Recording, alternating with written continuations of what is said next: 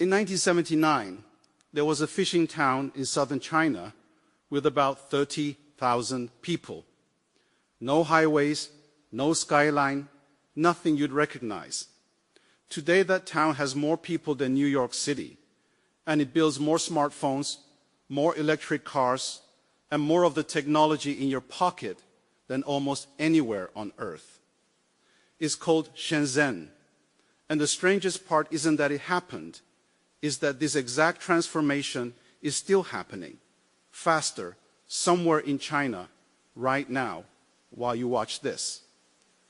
Here's the honest, fast version of the history. In 1978, China's entire economy was worth about $150 billion, smaller than many single American states today.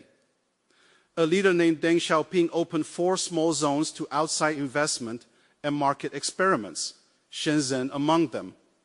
The government, not entirely trusting its own reform, built an actual barbed wire fence around it to keep the capitalism contained.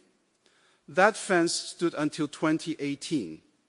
From that point, the economy grew at close to 10% a year for roughly 4 decades. Depending how you measure it, China's economy is now either the second largest on Earth or, adjusted for what things actually cost to buy, the largest. And in that same span, by the country's own account and independent researchers alike, roughly 800 million people moved out of extreme poverty. That is close to 3/4 of everyone lifted out of poverty on the entire planet during that time. So hold that fact for a second, because it's the frame for everything else in this class. This isn't ancient history. The people who grew up in mud-floor villages are the same people who today pay for their coffee by smiling at a camera. Let me show you exactly what that looks like now. Here's something that would sound like science fiction and is, right now, completely ordinary in China. You walk up to a payment terminal. No phone, no card, no cash. You look at a small camera, it recognizes your face in under a second, and the payment goes through. It's been commercially available since 2017, first rolled out, of all places, at a KFC. Cash barely exists anymore in daily Chinese life. 2 apps, Alipay and WeChat Pay, handle the overwhelming majority of everyday purchases nationwide, from street food stalls to skyscraper office towers. WeChat alone has over 1 billion monthly users, and it isn't just a messaging app. It's your ID, your bank, your taxi booking, your doctor's appointment, and your utility bill all in one place. Westerners visiting China often describe the same reaction, reaching for their wallet and realizing nobody around them has used one in years. And here's the part worth sitting with, because it cuts both ways. The same infrastructure that makes life frictionless, instant payments, instant ID verification, a face that unlocks your entire financial life, is also a level of centralized data collection that most Western democracies have deliberately avoided building on privacy grounds. Convenience and surveillance, in this case, are not separate technologies. They're the exact same system. So here's a genuinely debatable question, and I'd actually like you to argue about this with whoever's next to you. Would you trade your cash and your cards for that level of convenience if it meant a government or a company could see in real time everywhere you spent money and everywhere your face has ever been scanned? There's no clean answer. That trade is the actual price of the system you just watched. In September of 2025, China opened the tallest bridge on Earth, a deck suspended 625 meters above a canyon floor, roughly twice the height of the Eiffel Tower. It took 3 years and 8 months to build before it existed. Crossing that canyon by road took 2 hours. Now it takes 2 minutes. That bridge isn't a one-off stunt. China's high-speed rail network passed 50,000 kilometers at the end of 2025, longer than every other high-speed rail network on the entire planet combined, more than 3 times the size of the whole European Union's network. Trains run at a commercial 350 kilometers an hour, reaching cities with a population over 500,000, 97% of the time. For comparison, California has spent roughly 2 decades and tens of billions of dollars trying to complete a single high-speed rail line, and it still isn't finished. And it isn't only trains. In several major Chinese cities, you can now open an app and hail a car with no driver in it at all.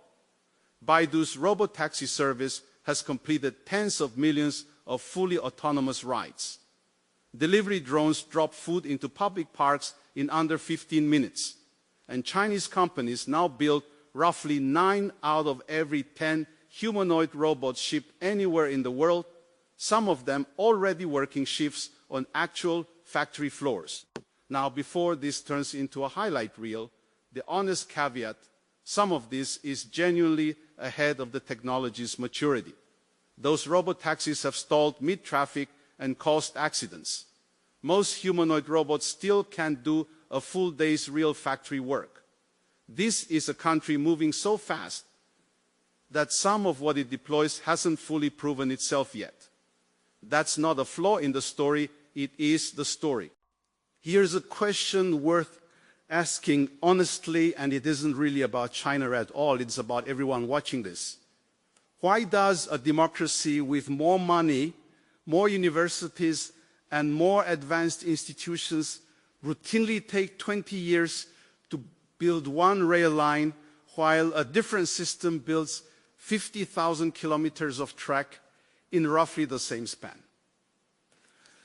Part of the answer is genuinely industrial. China now produces over 90% of the world's solar panel supply chain and more than 3/4 of the world's batteries, the physical materials underneath the entire global shift toward clean energy, are right now overwhelmingly made in one country. It files close to half of all patent applications on Earth, more than 3 times the United States. It graduates roughly 10 times as many engineers and scientists each year as the US does. But part of the answer is also uncomfortable and worth saying plainly. A government that can seize land, silence local objections, and skip years of public review builds infrastructure faster than a government that has to negotiate with every landowner, every court challenge, and every election cycle along the way. Speed, in other words, isn't free. It's usually purchased with exactly the checks and balances that slow democracies down on purpose. So which trade would you actually take? Decades of debate and delay, or a bridge and a bullet train in under 4 years, built by a system where you don't get much say in the matter? That's not a rhetorical question.